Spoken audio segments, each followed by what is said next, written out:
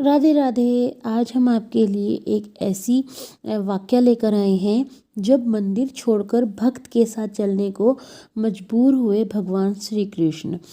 तो इस बारे में आगे हम इस विषय में चर्चा करते हैं, लेकिन उससे पहले अगर आप हमारे चैनल पर नए हैं और आपने अभी तक चैनल को सब्सक्राइब नहीं किया है तो चैनल को सब्सक्राइब कर लीजिए और बेल बटन को भी प्रेस कर लीजिएगा ताकि आपको हमारी हर न्यू वीडियो की नोटिफिकेशन सबसे पहले मिल सके।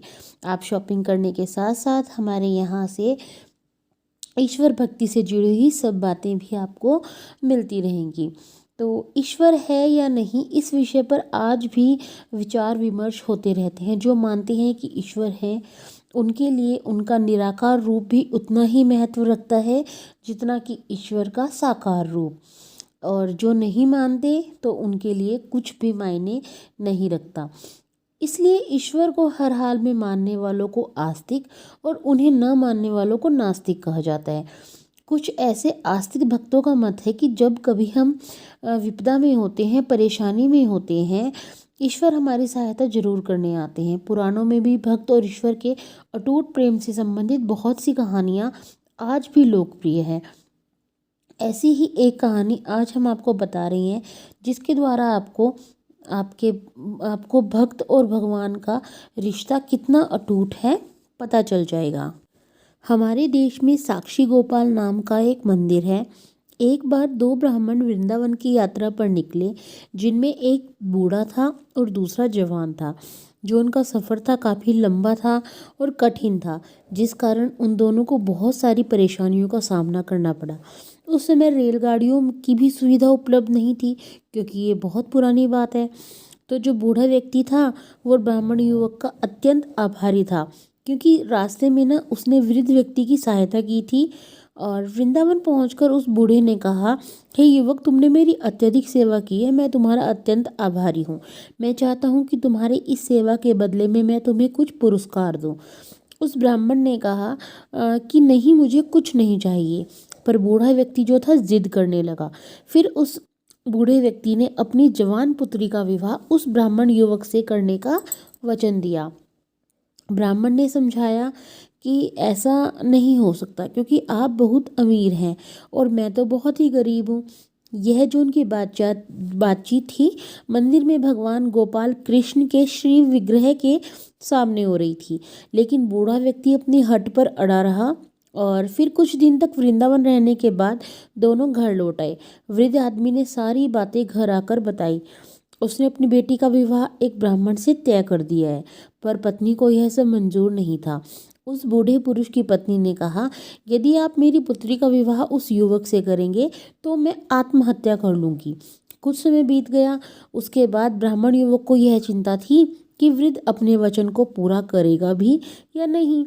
फिर ब्राह्मण युवक से रहा न गया और उसने बूढ़े व्यक्ति को उसका वचन याद करवाया।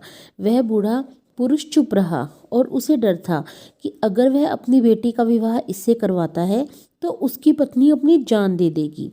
और वृद्ध जो व्यक्ति था उसने कोई उत्तर नहीं दिया।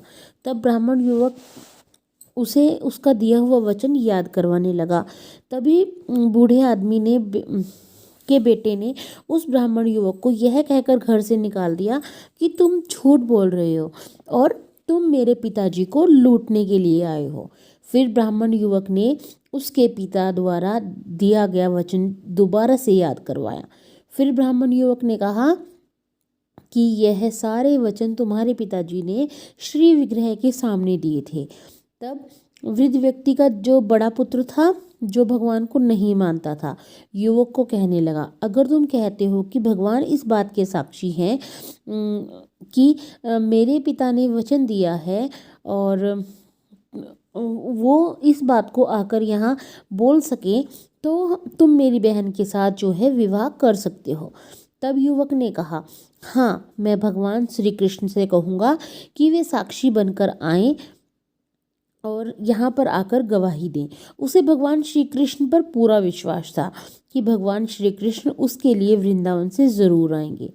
फिर अचानक वृंदावन के मंदिर की मूर्ति से आवाज़ सुनाई दी कि मैं तुम्हारे साथ कैसे चल सकता हूँ, मैं तो मात्र एक मूर्ति हूँ। तब उस युवक ने कहा कि अगर मूर्ति बात कर सकती है तो साथ भी चल सकती है। तब भगवान श्री कृष्ण ने युवक के सामने एक शर्त रखी कि तुम मुझे किसी भी दिशा में ले जा सकते हो, लेकिन तुम पीछे पलट कर नहीं देखोगे। तुम सिर्फ मेरे पायलों की आवाज़ ही सुन सकते हो, जिससे तुम्हें यह पता चल सकेगा कि मैं तुम्हारे पीछे आ रहा हूँ। युवक ने उनकी बात मान ली और वह वृंदावन से चल पड़े और जिस नगर में जाना था वहाँ पहुँचने के बाद युवक को पायल की आवाज़ आना जो है बंद हो गई। युवक ने धैर्य नहीं था उसको, इसीलिए उसने पीछे मुड़कर देख लिया और मूर्ति वहीं पर स्थिर खड़ी थी। अब मूर्ति आगे नहीं चल सकती थी क्योंकि युवक ने तो पीछे मुड़कर देख लिया था। वह युवक दौड़कर नगर पहुंचा और सब लोगों को इकट्ठा करके कहने लगा कि देखो, भगवान श्री कृष्ण साक्षी रूप में आए हैं। लोग हैरान थे कि इतनी बड़ी मूर्ति इतनी दूरी से चलकर आई है। उन्होंने श्री विग्रह के सम्मान में उसी स्थान पर एक मंदिर बनवा दिया और आज भी लोग उस मंदिर में भगवान कृष्ण के साक्षी गोपाल के नाम से पूजा करते हैं। तो फ्रेंड्स, देखा आप सब ने किस प्रकार भगवान श्री कृष्ण ने अपने भक्त का साथ दिया और साक्षी बनकर पहुंच गए। उसके बाद ये हुआ कि सबने उसको भगवान कृष्ण जी की पूजा की और जो वृद्ध व्यक्ति था उसने अपनी पुत्री का विवाह भी उसके साथ कर दिया, उस युवक के साथ। इसी प्रकार अगर भक्त के अंदर सच्ची श्रद्धा है तो वो भगवान को अपना बना सकता है और भगवान का बन भी सकता है। तो जो भी आप काम करें उसे सच्ची श्रद्धा से करें, चाहे वो लड्डू गोपाल जी की सेवा हो, चाहे उनके लिए कोई भी काम है। आप काम भले ही कम कीजिए, उनकी सेवा भले ही कम कीजिए, लेकिन जो भी करना है मन से कीजिए, परेशान होकर या नाराज़ मन से ना करें। तो फ्रेंड्स, मिलते हैं नेक्स्ट वीडियो में। राधे राधे, खुश